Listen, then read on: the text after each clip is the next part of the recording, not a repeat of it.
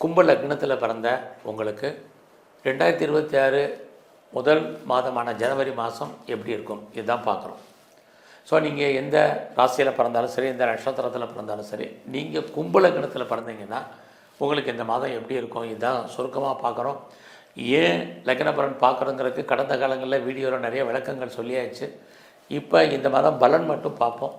இந்த மாதத்தில் பார்த்தீங்கன்னா உங்களுடைய லக்னத்தில் ராகு இருக்கார், உங்களுடைய லக்னத்தை குரு பார்க்குறார்.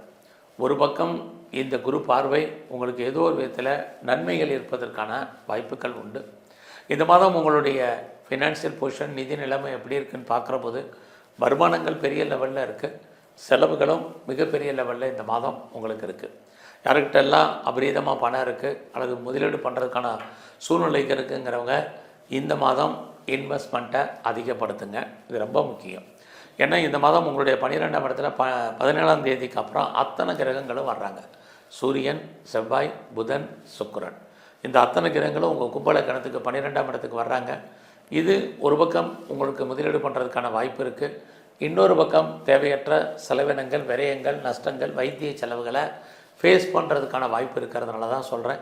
ஆகையினால இந்த மாதம் இதிலிருந்து நம்ம விடுபடுறதுக்கு இந்த மாதம் அப்பா இருந்தால் அப்பாவுக்கு செலவு பண்ணுங்கள், அல்லது நம்மளுடைய சகோதர சகோதரிகள் இருந்தால் அவங்களுக்கு செலவு பண்ணுங்கள், நெருங்கிய உறவுகளுக்கு செலவு பண்ணுங்கள், குறைஞ்சபட்சம் நம்முடைய மனைவிக்கு செலவு பண்ணுங்கள்.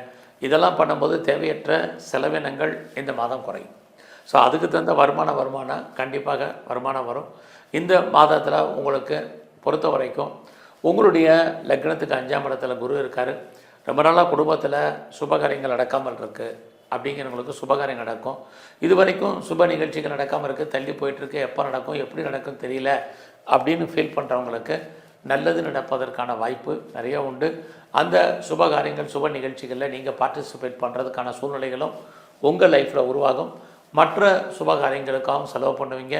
ஆக சுப விரயங்களை இந்த மாதம் நீங்களே அதிகப்படுத்துங்க. இது ரொம்ப முக்கியம்.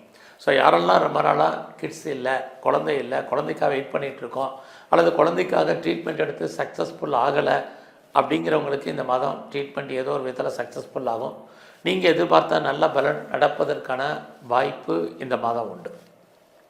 இந்த மாதம் எதிர்பாராத ஆலய தரிசனம், தெய்வ தரிசனம் உங்களுக்கு கிடைப்பதற்கான வாய்ப்பு இது அத்தனையும் உங்களுக்கு இருக்குது. குறிப்பாக இந்த மாதம் உங்களுடைய வேலை வாய்ப்புகள் எப்படி இருக்குங்கிறத பார்க்குறோம்.